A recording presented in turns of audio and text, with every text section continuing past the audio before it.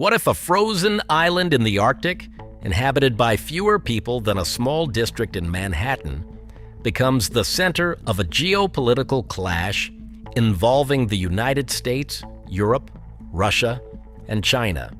And what if I told you that this is not speculation, but a discussion already happening inside global political circles? Greenland, an island covered almost entirely in ice, is suddenly being treated like one of the most strategic territories on Earth. But the real question is not what is happening. It is why now. Greenland is the largest island in the world. It lies between the Arctic Ocean and the Atlantic Ocean.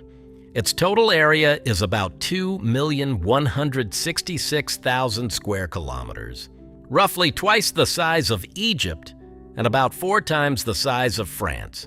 Yet its population is only around 56,000 to 57,000 people.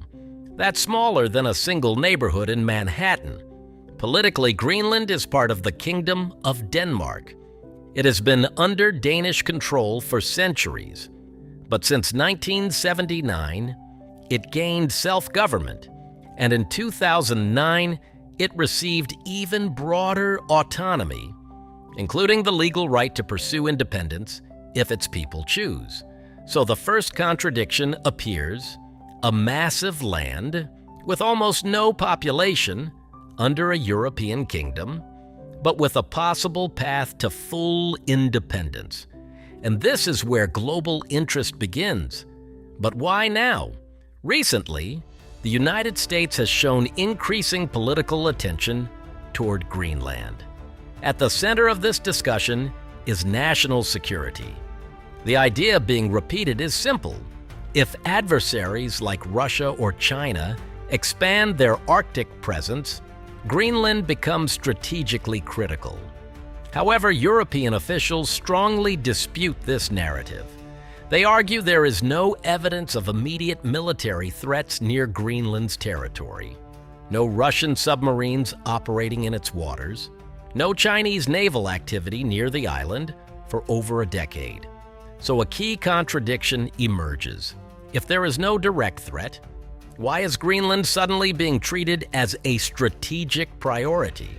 One explanation often linked to this debate is an advanced missile defense system, sometimes referred to as the Golden Dome. Inspired by Israel's Iron Dome, this system aims to protect the United States from ballistic and hypersonic missile threats. But such a system depends heavily on early warning detection. And this is where Greenland becomes relevant, because its geographic position allows for the deployment of advanced radar systems capable of detecting missile launches from the Arctic direction, particularly from Russia. This would theoretically give the United States more time to intercept threats before they reach North America. However, critics ask an important question. Does defense cooperation require territorial control? Or is this already achievable through existing agreements? Geographically, Greenland sits near one of the most important maritime corridors in the world, the GIUK Gap: Greenland, Iceland, and the United Kingdom. This narrow passage in the North Atlantic is historically significant. It is the main route through which Russian submarines can move from Arctic bases into the Atlantic Ocean.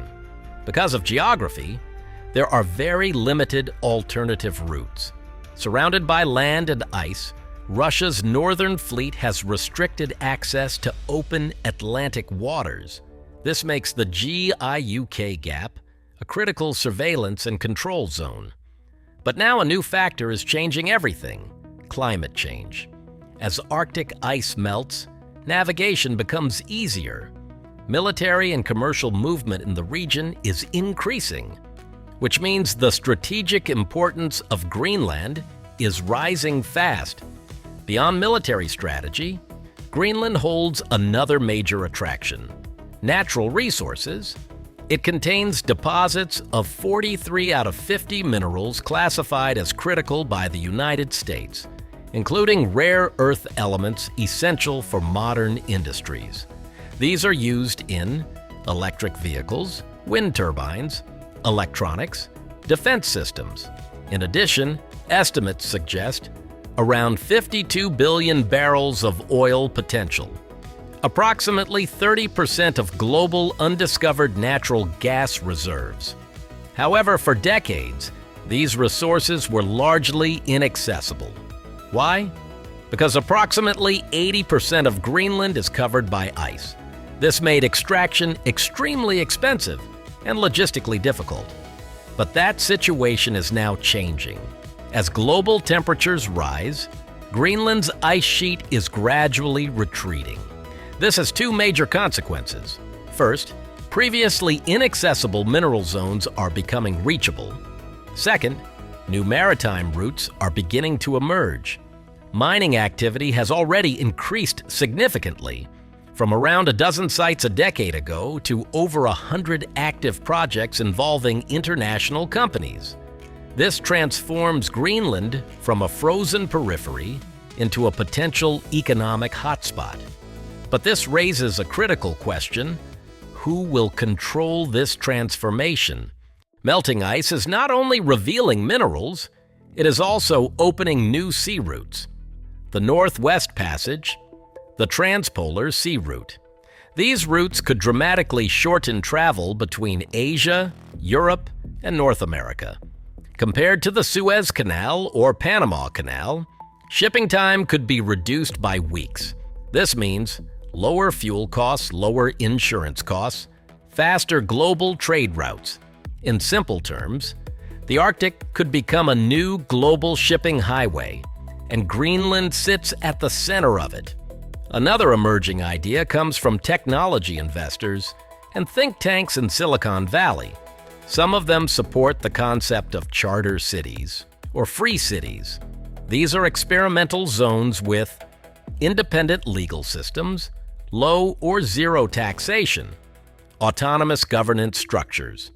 The idea originates from economist Paul Romer, who proposed that special economic zones could accelerate development in underperforming regions. This concept was inspired by Shenzhen in China, which transformed from a small village into a global tech hub.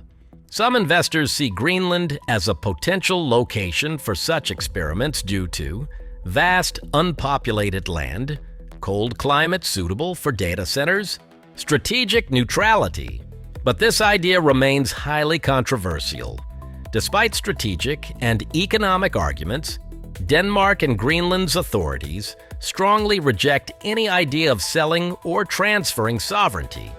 They maintain that existing agreements, including a 1951 defense treaty, already give the United States full access for military operations and infrastructure development. European governments also support this position. They argue that sovereignty cannot be replaced by strategic convenience. So a deadlock emerges: strategic interest versus political sovereignty. At this stage, the future of Greenland remains uncertain. Some believe this is simply political pressure or negotiation strategy. Others see it as part of a broader shift in global Arctic competition. And a final group believes this reflects a deeper transformation in how global powers think about territory, resources, and control. But one question remains unanswered. Is Greenland just a strategic asset, or the beginning of a new geopolitical era in the Arctic?